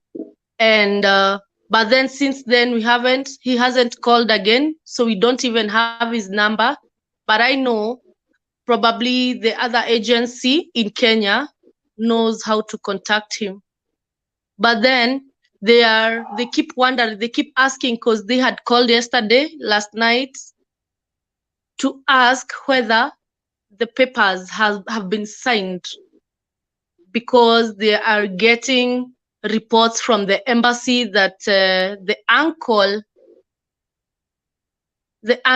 sent my sister's ID and the mother's ID and his ID as I think he's the spokesman of the family or something. He sent the IDs to, I don't know where, but they got hold of the IDs. And that is how it's where my sister comes, and she's saying she has not signed anything. They shouldn't fake her signature. They shouldn't like wasimwekele anything ati yeye because ni kama wanataka kumwekelea so that whatever they do, then blood will be on my sister's hands. Hataki hiyo kitu yote. Amesema hataki hata sign anything. Nah, you know, when this morning when the uncle called my sister, she left very early, so when I woke up I didn't find her, and she was given some papers to sign. So when they came for the ID, I tried talking to the uncle, and he was very arrogant, and he did not even speak to me. He refused to speak to me because I asked, what papers, what documents are you trying to give my sisters to sign? Because already we knew, because that doctor in Al-Imam Hospital kept calling my sister, asking her to either say yes or no for organ donation, of which my sister already declined. I don't know why the uncle keep, first of all, we already wrote an email to the ministry asking them not, pleading with them for the Al-Imam Hospital not to switch off the ventilator, because they kept saying they need the ventilator. This person is as good as dead. Just tell us whether we should remove the organs because we need the ventilator. So my sister, the reason why we went to the Ministry of Foreign Affairs was because she wanted them not to switch off the ventilator, and she wanted them not to remove any organ. So how the other family, the uncle went behind and overruled and over her plea, and now they are ready to even receive the body next week. As I was there yesterday and I heard what they said. Probably they are done with every documentation on Monday. I think it's because my sister has not signed anything. So they think between yesterday and today, my sister will have signed the documents so that by Monday they can go to Ministry of Foreign Affairs, Diaspora. That's correct. That's right. And they can give the documents so that they can be allowed to remove the organs and bring the body home. Now, if I was asked, I would say that they should respect the decision of the wife, because she has a say in all of this, because she's the one who is being left with the children. two great boys, 7 and 5. Yeah. The children actually keep, they can, because I think they can even sense something is not right, because now they started asking about the father now. We don't even know what to tell them. We don't even know whether he's alive or not. We don't know anything. You see? And everything is just being navigated by someone else who does not even care, because I think there's more to that 50,000 or whatever. There's more to that. So why don't they allow Edward to fight for his life? Because there's a reason why, if his heart is still pumping, why doesn't they allow him to fight for his life? There's a reason why he's not dead. There's a reason why. People wake up. I have seen people waking up myself. I have seen God working miracles even in my life, you know. That's right. That's right. So that is what my sister is asking. Why the rush? Let them stop rushing. Let them wait. Because the sponsor said he's not asking for a single dime. He's going to take care of everything. So I don't know why the immediate family is in a rush. So we would like, yes, they are rushing, and there's no money that is being asked. Nobody's asking for money. The sponsor said he had insurance, so automatically they are going to take care of every hospital bill. But then we need someone that can be trusted to go and check on him. That's right. Or to check on what is remaining of him. And nobody has accepted. I mean, my sister has not consented in any organ donation. So let them not remove anything. And probably if he dies due to God's will, my sister says she's going to accept that, and he's going to bury her husband and mourn her husband. But right now, I'm telling you, my sister she's not accepting that. She says she needs to know the truth, how he died, and his condition at the moment. She wants to know. Right. It's not because of Edward only, but because of many other people in Saudi Arabia. That's right. That's right. Yes. So change starts within us. It starts with me. It starts with you. It starts. Oh, yes. Absolutely. And this is the right platform right here. This is Vote TV, my sister. And here we move different. And by the way, let me say, Kim, thank you very much for reaching out to me. Thank you. Thank you very much. I'm dealing with so many cases, and you are my witness. I know. Jacinta Mogore, let me break some news for you guys. Thank you. Mwili wake utapelekwa Kenya. Please do something. Yes, please do something. Please let us get to know what we need to know, because truly this is a very hurtful story, and it's going to affect my sister forever if it doesn't get solved the right way. To the Simon Chege family, thank you. Yeah. Same story like Edward, but now Chege is coming in a coffin. Again, could it be, for example, Kim and Mom, for the way how? Could it be, for example, that the same thing happened with Simon Chege? So, and by the way, they did not, because this family they don't have anything. They don't know about the rules. It's a family from Nyandarua, Maema. I even had to explain to the family, some of the members, how to use WhatsApp. How are they going to follow up with this kind of story? So, for example, after maybe someone like Simon Chege was still breathing, and they just decided to pull the machines off without the family's consent, without asking the dad, without asking the mom, because where are they going to start from? Yeah, because you see, the problem I have with them, if there was nobody who knows how, and someone who is insisting on things to be done right, probably this would be the same case. Unfortunately, this time there is a family of people who are not just people there. We have people. We might not have money, but we have people who are educated. We have lawyers in the family. We have even magistrates in the family. We actually can.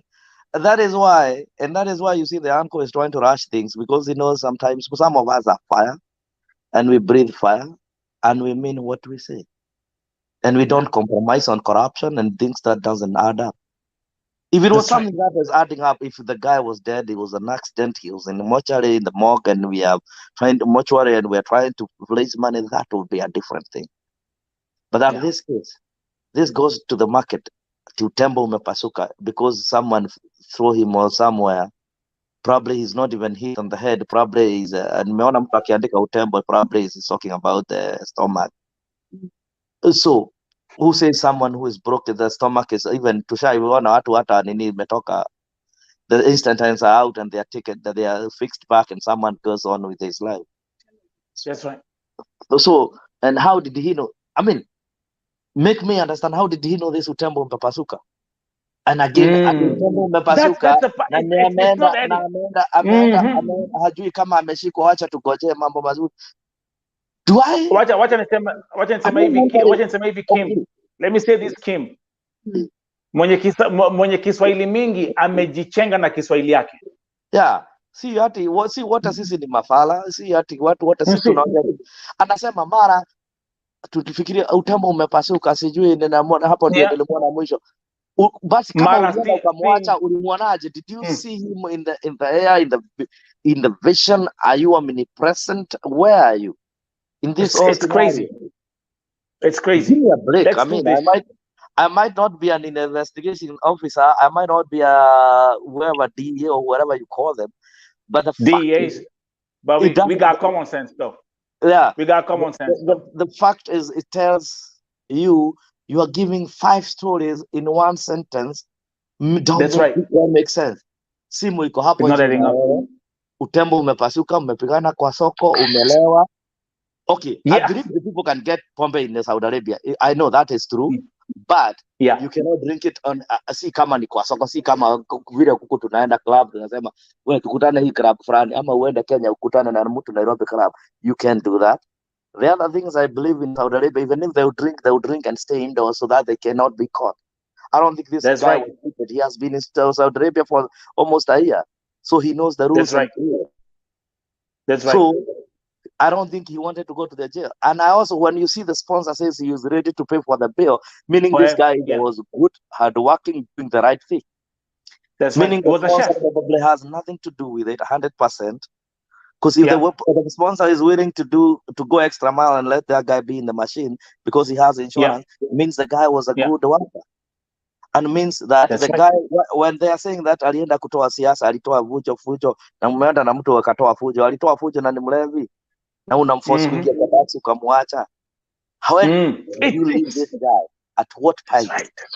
That's right. I need to know this guy. I need actually to see his face and the picture, because I would like to bust him and find him wherever he is, because I believe there is something we call, we need to start having this fear that people will give us story, buy them and bury them and say it is okay. Because he's a son of another poor woman who cannot manage to raise the kids, and the kid cannot manage to go to get a good job in Kenya. It has been business as usual, but it has to change from now. Because you see, in my opinion, I believe that the Saudi authority knows what happened. If not Saudi authority, there is someone, these guys, either they're having a cartel, selling some organs, and they're using it as an excuse. Alikuwa amelewa. Now you're speaking. I am asking, I want the people who listen to me and who lives in Saudi Arabia, who in their right mind in Saudi Arabia get drunk and gets out? I know people can drink. I know I've seen people drunk in Saudi Arabia. Yes, they do.